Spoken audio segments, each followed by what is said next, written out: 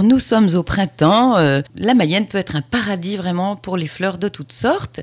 Et je reçois avec joie aujourd'hui Coralie Swadet qui, elle, s'est installée en tant que floricultrice. Bonjour Coralie. Bonjour Christelle, bonjour à tous. Votre activité est assez récente, vous vous êtes installée en octobre 2023. Vous ne vous destiniez pas du tout à ce métier au départ. Comment est-ce que cela s'est passé pour vous qui êtes mayonnaise d'origine? Alors oui, effectivement, donc j'étais dans les langues. J'ai travaillé pendant 11 ans dans le secteur du luxe, à Rennes et à Paris. Et j'avais toujours ce lien quand même avec la nature. Donc je suis passionnée de la fleur, du jardin potager, tout comme mes grands-parents en fait. Et aussi, mon arrière-grand-père était horticulteur. Oui. Donc, il y a quand même ce lien-là qui est toujours resté. Donc, j'avais envie de changer de parcours et de m'essayer justement à la floriculture. Et donc, j'ai entamé une période de reconversion que j'ai commencée en 2021. Je me suis formée donc à Rennes, au lycée Saint-Exupéry. Et puis, j'ai réalisé des stages durant cette formation. Il y avait 13 semaines de stage au jardin de Lambas, à côté de Rennes. Au jardin de Lambas, c'est ça. Je suis également allée à la ferme de l'Essinquite à Morlaix, au Clos des Roses, près de Saumur. Et puis, un petit peu en Mayenne aussi, au Bourgneuf-la-Forêt, chez les Fleurs de Montmoulin. Voilà. Est-ce que vous êtes nombreux à être floriculteurs en Mayenne? Oui, je pense qu'on est. Enfin, ouais, il commence à y avoir plusieurs producteurs. Donc, on est, il me semble, 5 à peu près aujourd'hui. Ah oui, et d'autres qui devront arriver également. Et en fait, le but, c'est de proposer des fleurs aux gens. Ils peuvent les voir sur place, c'est ça? Ou sur les marchés ou dans d'autres... Voilà, donc il y a certaines fermes florales qui peuvent ouvrir à la cueillette sur certains jours particuliers. Je pense surtout aux portes ouvertes où on peut faire des ateliers, des choses comme ça quand c'est le moment. Justement, en septembre, il y aura la journée de la fleur française qui est le même week-end que les journées du patrimoine. Ah oui, d'accord. Donc après, ça dépend de chaque ferme. En tout cas, pour ma part, j'ouvre pas forcément à la cueillette, dans l'immédiat. Voilà, le temps que les jardins se créent également. Mais on peut venir chercher des fleurs les mercredis et vendredis après-midi directement à la ferme. Et puis autrement, je vends également aux fleuristes le reste de la semaine et le samedi matin au marché de Laval. Alors, il faut rappeler le nom de votre... structure, donc c'est Terre de Couleur. Terre de Couleur à Louvernay, c'est ça? À Louvernay, voilà, aux Basses Marches. Les Basses Marches, donc c'est facile à trouver. C'est à 2 km de Louvernay, voilà. Bon, on redonnera vos renseignements en fin d'émission. Alors, qu'est-ce qui vous plaît le plus? Ce sont les fleurs ou vous faites aussi les fleurs... Les fleurs comestibles. Comestibles, et c'est ça, trop joli. Donc, Coralie nous a apporté des fleurs de toutes les couleurs que l'on peut manger. Dites-nous là ce que vous nous avez apporté, par exemple, qu'on peut manger. Alors, donc, par exemple, on a du cosmos. Donc, je pense que là, pour l'instant, donc, je découvre aussi au fur et à mesure les différentes saveurs, puisque c'est ma première saison. Et le cosmos, pour l'instant, c'est de loin ma fleur préférée au niveau du goût. Très floral, un peu croquant. Voilà, c'est très agréable. Je ne reviens pas qu'on puisse manger les cosmos. Ce sont les pétales, pas le pistil. Les pétales, ouais, c'est ça. Il y a la fleur de ciboulette aussi que je pense pratiquement tout le monde connaît. Quand on est enfant, voilà, on aime bien goûter. C'est un petit goût d'ail, c'est assez prononcé, donc je pense pour agrémenter des plats, c'est très sympa et joli du coup. Oui, ça apporte une violette. J'ai ramené aussi donc des œillets d'Inde. Voilà, donc il y a 2 couleurs. Il y en a une des œillets qui sont tout jaunes et un œillet qui est un liseré jaune et bordeaux au milieu. Voilà, donc c'est assez sympa. C'est à quel goût alors Alors l'œillet, c'est un petit peu plus amer. Oui, c'est ça. Voilà. D'ailleurs, au parfum, déjà, on sent qu'il y a une amertume. C'est ça. C'est très décoratif et après, voilà, on sait qu'on peut en manger, mais c'est vrai que c'est un goût un petit peu moins prononcé, moins floral. Voilà. Moins floral. Floral, c'est plus doux, vous pensez? C'est ça, ouais. Comme un bonbon. Moi, j'assimile un peu le cosmos justement comme la rose, je trouve. Et la rose, vous trouvez qu'elle sent vraiment quand on la mange? Parce que j'ai goûté des glaces à la rose et des confitures à la rose et je trouve ça assez décevant. Alors que pour le nez, c'est extraordinaire la rose. C'est vrai, ouais. Là, j'ai prévu justement d'investir justement dans des petits pieds de rosier qui soient destinés à être mangés, donc aux comestibles. Voilà, j'ai prévu de faire ça cet automne. Et alors, on peut venir uniquement pour visiter votre jardin ou non? Alors ça, oui, ça sera possible justement lors de la porte ouverte. Oui, ouais, c'est ça. Mais une fois par an, donc. Voilà.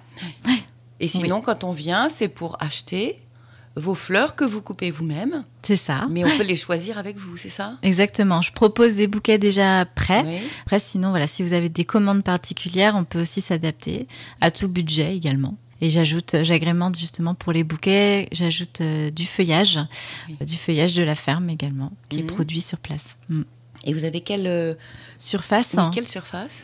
Alors, je produis du coup sur une surface là actuellement de 600 mètres carrés, donc c'est assez petit. Mais mon objectif, c'est d'aller d'augmenter au fur et à mesure, d'aller vers 4000. Et puis après, sur 1 hectare, quand je serai accompagnée, j'aimerais bien avoir un saisonnier avec moi.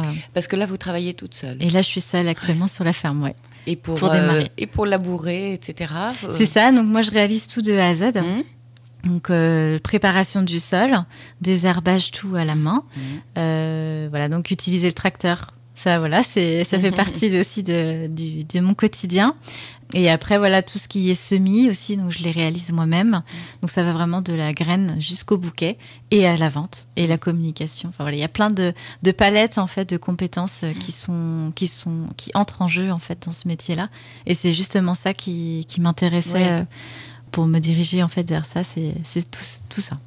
Et vous avez une serre pour faire vos semis? Exactement. Donc j'ai installé en mars dernier. Donc j'ai pas fait ça trop tôt, mais j'ai pu commencer les semis en mars. Donc un tunnel qui est relativement grand pour justement préparer tout ça.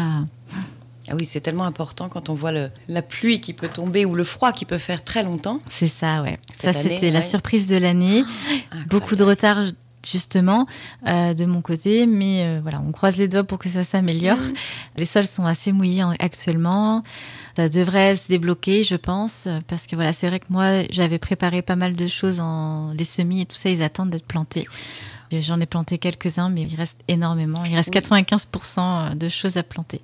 Oui, la terre est un peu fraîche encore. C'est incroyable. Ça. Et souvent, je pose la question à mes invités, qu'est-ce qui vous semble le plus difficile? Bon, c'est le début, hein, le plus ardu, le plus compliqué dans votre nouveau métier? Et qu'est-ce qui vous donne le plus de joie? Alors, ce qui me semble le plus difficile, je dirais, c'est le travail peut-être seul.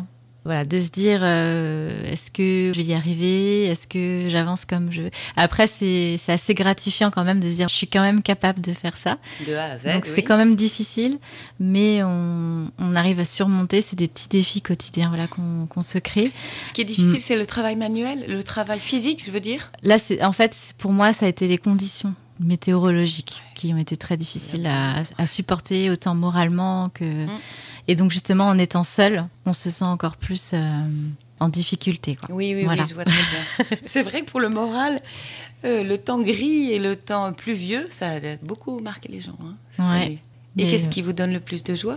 Et donc, la joie se traduit par plein de choses. Donc, justement, quand on voit les fleurs qui s'épanouissent, quand j'ai aussi mes clients qui me font des retours en me disant oh, « Super, votre bouquet, il a tenu 10 jours. » Tous ces retours-là, quand je vends mes fleurs et que j'ai ces retours-là, quand je vends à mon client directement, moi, je suis épanouie, j'adore. Et on peut donc composer nous-mêmes nos bouquets en vous achetant des fleurs. Mais c'est vous qui les coupez, c'est ça? Exactement, ouais, c'est ça. Donc, je peux faire également pour les mariages. Donc, j'ai livré des fleurs pour un mariage il y a quelques semaines. Là, j'en ai un autre fin juin.